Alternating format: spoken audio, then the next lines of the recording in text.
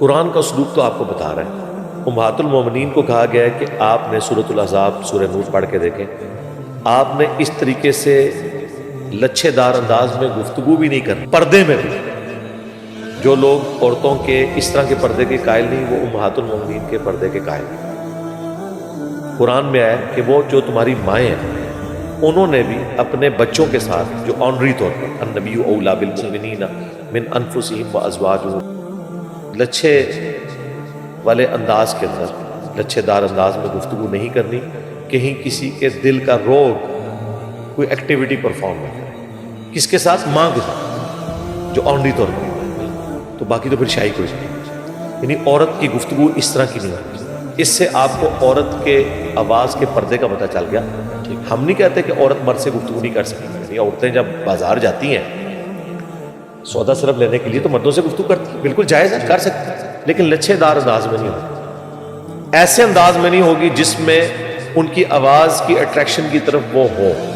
لیکن یہاں دیکھنے کو یہی آیا کہ عورتیں اپنے خامدوں، اپنی نندوں، ساسوں کی شکایتیں دکانداروں کو جا کے کر رہی ہوتی ہیں، اور دکاندار بھی بیچارے ایک ایک گھنٹہ بیٹھ کے ان کی گپیں سنتے ہیں، حالانکہ انہیں کوئی غرض نہیں ہوتا، اور پھر اسی سے معاملات آگے چلنا شروع ہوتا ہے. گفتگو کریں لیکن یہ والا معاملہ. باقی عورتوں کا کوئی کام نہیں کہ مردوں کو کوئی درس و تدریس کرے، مرد ہی کریں گے. سیدہ عائشہ کی مثال دینا بالکل غلط ہے، کیونکہ وہ نبی علیہ السلام کی آئلی زندگی ٹرانسفر کر رہی تھی. ان کے بعد کوئی لیگیسی آگے چلی نہیں ہے کہ کبھی کسی عورت نے مرد کو درس دیا ہو. مرد ہی درس دیتے تھے مردوں کو، اور وہ اپنی عورتوں کو سکھاتے تھے. ٹھیک ہے. تو عورت کو اللہ تعالیٰ نے آنر دی. عورت کا مطلب ہی عربی میں پردے کی چیز ہے. ستر عورت کہتے ہیں آپ اپنے ستر کو چھپانے کی چیز. رہا چہرے کا پردہ، قرآن کے مزاج میں ہے. قرآن میں ہے کہ عورت کے زیور کی چھنکار بھی باہر نہ سنائی زینت کے طور. اس سے آپ کو اللہ کا مزاج تو پتہ چل گیا. جو خدا عورت کے زیور کی چھنکار کو باہر مرد کو اٹریکٹ کرنے کے پوائنٹ آف ویو سے ایک زہر قاتل سمجھتا ہے، وہ زینت کی سب سے بڑی چیز چہرے کو کھولنے کی اجازت کیسے دے گا؟ کہ جتنی احادیث اس حوالے سے پیش کرتے ہیں زیادہ تر کیٹاسٹرافک کنڈیشن کی ہے، میدان جنگ کی، یا آیت پردہ نازل ہونے سے پہلے کی. اما عائشہ سلام اللہ علیہا کی جو افک والی حدیث ہے، جو آپ کے اوپر منافقین نے تہمت لگائی تھی، برائی کی، اس میں الفاظ ہیں کہ نبی علیہ السلام نے ایک صحابی کی ڈیوٹی لگائی ہوتی تھی کہ جب وہ قافلہ آگے موو کرتا تھا تو وہ پیچھے چھوٹ جانے والے سامان کو ریٹریو کرتے تھے کہ کوئی بھول نہ جائے. اور اسی چکر میں وہ آئے تھے. اما عائشہ کا ہار گم گیا، اور چونکہ ہودج میں بیٹھے ہوئے پتہ نہیں چلتا تھا، وہ آگے چل پڑے. اما عائشہ وہیں پہ بیٹھ گئی، اور وہ کہتی ہیں میں نے اپنے اوپر یوں پردہ کر لیا، اور مجھے اونگ آ گئی. اسی دوران میرے چہرے سے پردہ ہٹ گیا، اور اس صحابی نے جب وہ سامان کی تلاش میں ہے تو دیکھا میں بیٹھی ہوئی ہوں، تو انہوں نے بلند آواز سے پڑھا انا للہ و انا الیہ راجعون. کہتی ہے میں نے فوراً اپنا چہرہ ڈھانپ لیا. اما عائشہ کے الفاظ ہیں انہوں نے مجھے پہچان لیا کیونکہ آیت پردہ نازل ہونے سے پہلے انہوں نے مجھے دیکھ رکھا تھا. لہٰذا بخاری مسلم یہ حدیث یہ بتا رہی ہے کہ اما عائشہ آیت پردہ کے بعد پردہ کرتی تھی، حالانکہ وہ ماں ہے. پوائنٹ ٹو بی نوٹڈ، ماں ہو کر جن کے ساتھ نکاح ہمیشہ کے لیے بین کر دیا ہے. قرآن میں سورۃ الاحزاب میں ہے کہ اللہ کے نزدیک بہت بڑا جرم ہے کہ نبی کی وفات کے بعد ان کی بیویوں سے کوئی شادی کی کوشش کرے. یہ امت کی مائیں. اچھا، اور پھر دیکھیں اس مرد کو اللہ نے کیا آنر دی.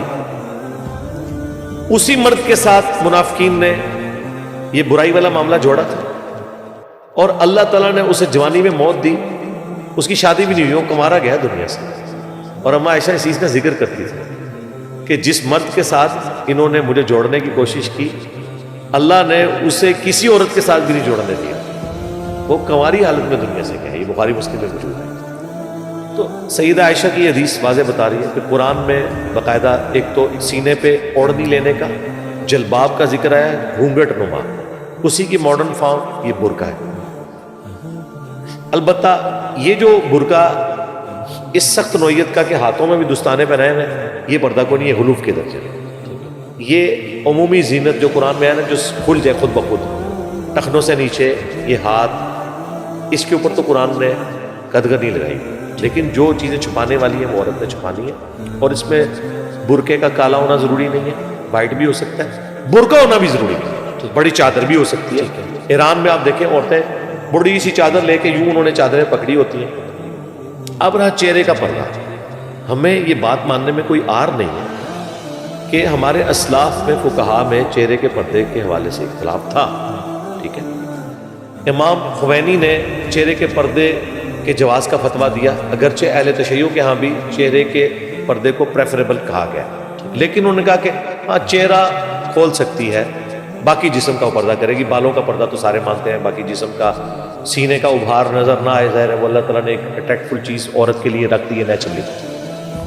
البتہ میں یہ کہوں گا کہ میں ان فقہا کے ساتھ ہوں جو چہرے کے پردے کو ضروری سمجھتے ہیں، اور آج کے پرفتن دور کے اندر جو صورتحال ہو چکی ہے اس میں تو پردہ پلس ہونے والی بات ہونی چاہیے.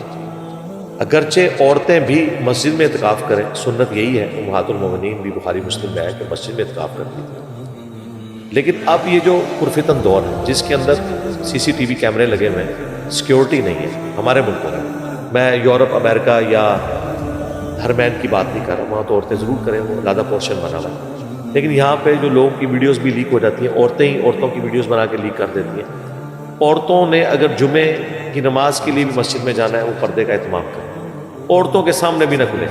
یہ ڈاکٹر فرحت ہاشمی وہ عورتوں کے سامنے بھی اپنا نقاب بھی کھولیں جی، الا ماشاء اللہ. عورتیں بھی جو ان کے درس میں بیٹھتی ہیں نا وہ نقاب کی حالت میں رہے. ظاہر ہے کہ اتنا پرفتن دور ہے، لوگ ویڈیوز کے ذریعے کچھ بھی کر سکتے ہیں.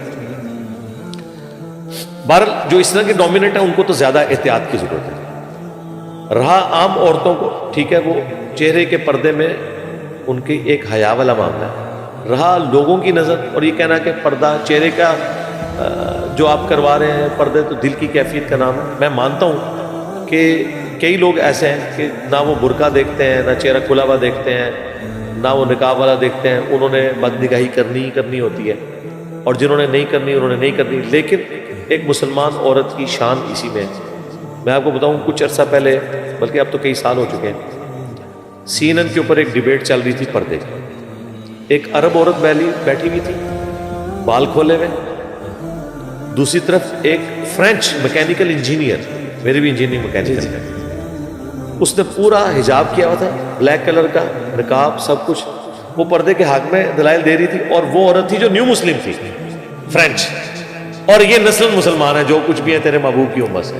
یہ بال کھول کے تو کہہ رہی تھی کہ اسلام میں چہرے کا پردہ کھول. نان مسلم اگر تحقیق کر کے اسلام میں آیا ہے تو اسے پتہ ہے کیا ہے.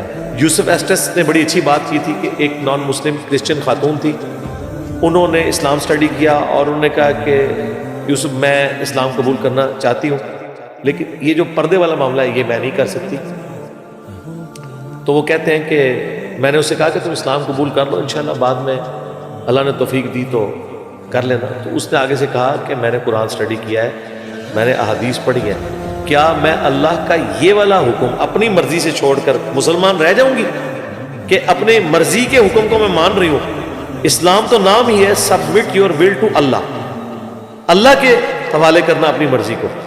وہ کہتے ہیں میں اتنا شرمندہ ہوا کہ دیکھو یہ بھی مسلمان نہیں ہوئی، اسے یہ پتا ہے کہ اگر خدا کو ماننا ہے پھر خدا کی بھی ماننی ہے. انہیں کیا پتا کہ یہ پاکستان میں کروڑوں لوگ ہیں جو کہتے ہیں کہ خدا کی ماننے کی ضرورت نہیں، جو کچھ بھی ہے تیرے محبوب کی امت سے. خیر 6 مہینے بعد وہ ایگری کی.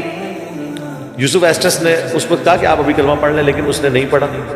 شرعی مسئلہ وہی ہے جو یوسف ایسٹس نے بتایا، کیونکہ زندگی موت کا پتہ نہیں. جی بالکل، ہاں یہی ان کو کہنا چاہیے تھا. لیکن اس میں وہ جو عبرت حاصل ہوئی ہے کہ ایک نان مسلم جب اسلام کو سٹڈی کرتا ہے اسے تو پردہ نظر آ رہا ہے، مسلمان جو ہے وہ پردے کا اتنا بڑا دشمن بنا ہوا ہے الا ماشاءاللہ. لیکن اللہ کا شکر ہے دنیا میں جتنے ریلیجس لوگ ہیں جو ڈومیننٹ پوزیشن کے اوپر ہیں، وہ جماعتیں جو دین کا کام کر رہی ہیں، خواہ وہ تبلیغی جماعت ہو، دیوبند کی، بریلویوں کی دعوت اسلامی ہو، اہل حدیث کی جماعتیں ہوں، ڈاکٹر فرحت ہاشمی ہو، ڈاکٹر اسرار صاحب ہوں، ڈاکٹر ذاکر نائک ایک چہرے کے پردے میں تھوڑی سی کمزوری انہوں نے دکھائی ہے، اپنی وہ فیملی کو کرواتے ہیں بات کو. یا البانی صاحب سے وہ متاثر ہوئے، البانی صاحب بھی اپنی فیملی کو کرواتے تھے، انہوں نے کہا ویسے ضروری کوئی نہیں. باقی تو اوور آل کلچرل مسلمانوں میں نسل در نسل یہ چیز چل رہی ہے، اور میں اسی موقف کے ساتھ ہوں کہ چہرے کا پردہ ہونا چاہیے. میری وائف شادی سے پہلے نہیں کرتی تھی تو میں نے شادی سے پہلے ہی شرط رکھی، اور جن لوگوں کو شوق ہے نا ان کی بیویاں پردہ کریں، یہ سارے معاملات شادی سے پہلے طے کرنے چاہیے. شادی کے بعد اگر آپ زبردستی کرنے کی کوشش کریں گے تو بعض اوقات اختلاف اس لیول پہ بڑھ جاتا ہے کہ علیحدگی ہو جاتی ہے.